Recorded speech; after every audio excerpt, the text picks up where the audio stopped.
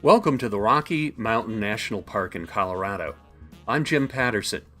This was a trip I took in June of 2009 through the Rocky Mountain Writers and Photographers Association. First, I'll introduce you to the Rocky Mountain National Park, its geography, ecosystems, climate, and popular areas. Then we will look at scenic photography, people, flora, and finally fauna in the national park. The Rocky Mountain National Park features majestic mountain views, a variety of wildlife, varied climates and environments, from wooded forests to mountain tundra, and easy access to backcountry trails and campsites. The park is located northwest of Boulder, Colorado in the Colorado Rockies, and includes the Continental Divide and the headwaters of the Colorado River in its land area. Moraine Park and the headwaters of the Big Thompson River are in the Rocky Mountain National Park. The Rocky Mountain National Park encompasses approximately 265,000 plus acres of land in Colorado's northern Front Range. The park is split by the Continental Divide, which gives the eastern and western portions of the park a different character. The east side of the park tends to be drier, with heavily glaciated peaks and cirques. The west side of the park is wetter and more lush, with deep forests dominating. The park contains 359 miles of trails, 150 lakes, and 450 miles of streams. The park contains over 60 named peaks higher than 12,000 feet, and over one-fourth of the park resides above tree line. The highest point in the park is Long's Peak, which rises to way above 14,000 feet. Long's Peak is the only 14,000-foot peak in the park. Several small glaciers and permanent snowfields are found in the high mountain cirques, including Andrews Glacier, Sprague Glacier, Tyndall Glacier, Taylor Glacier, Roe Glacier, Mills Glacier, and Moonmaw Glacier. The lowest elevations in the park are montane forests and grasslands. The ponderosa pine, which prefers drier areas, dominates, though at higher elevations Douglas fir trees are found. Above 9,000 feet, the montane forests give way to the subalpine forest. Engelmann spruce and subalpine fir trees are common in this zone. These forests tend to have more moisture than the montane and tend to be denser. Above the tree line, at around 11,000 feet, trees disappear and the vast alpine tundra takes over. Due to harsh winds and weather, the plants in the tundra are short with very limited growing seasons. Streams have created lush riparian wetlands across the park. July and August are the warmest months of the park, where the temperatures can reach the 80s, although it's not uncommon to drop below freezing at night. Thunderstorms often appear in the afternoons, and visitors should plan on staying below tree line when they occur. Heavy winter snows begin around mid-October and last well into May.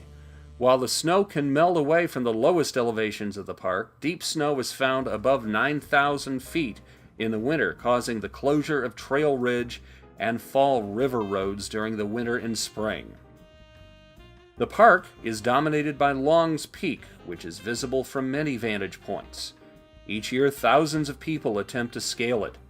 The easiest route is the Keyhole route. However, due to snow and ice, the Keyhole route is impassable to regular hikers for all but the hottest summer months. The vast east face, known as the Diamond, is home to many classic big wall rock climbing routes.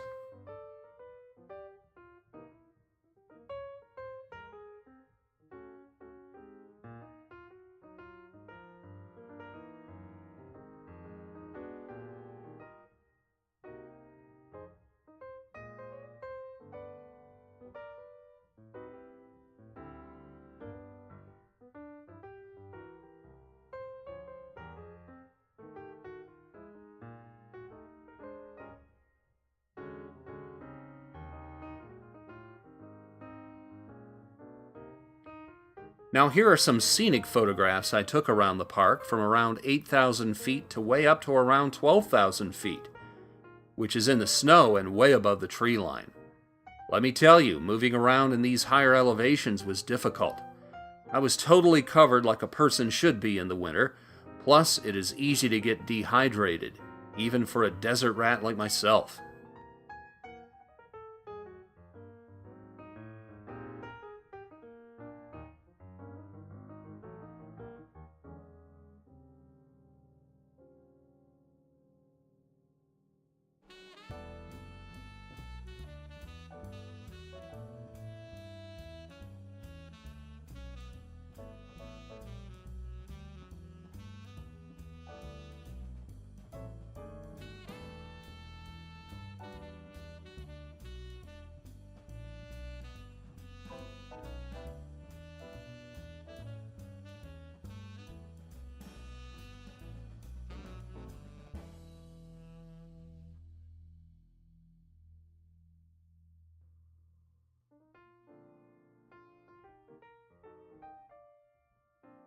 This set of photographs I took on the first day, the Big Thompson River and this fly fisherman.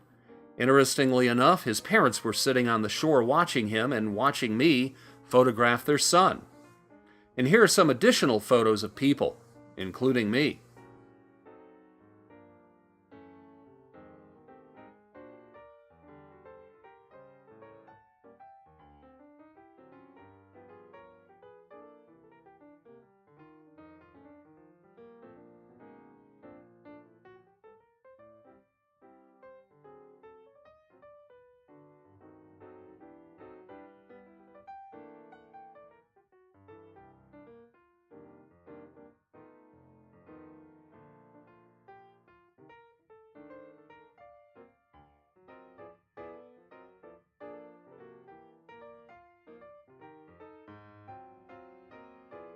Here are some photos I took of animals I found in the park.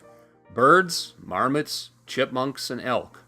The elk would often just walk in the road and look around, totally oblivious to people. On my way out of town, I found a herd of elk gathered in front of the Estes Park Fire Department. Sad to say, my camera had already been packed away.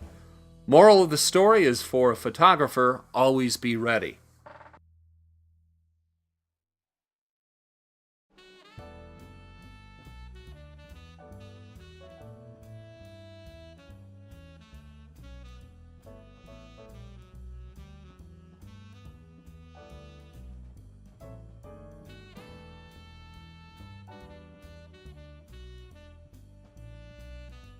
Are only about half the size of my thumbnail, and the Flora is very, very fragile at these high levels.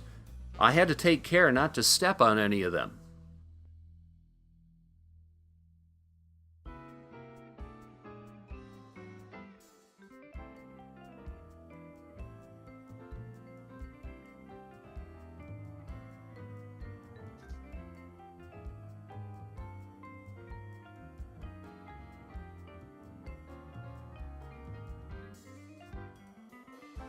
That's a brief look at the scenery, the animals, and the flowers of the Rocky Mountain National Park.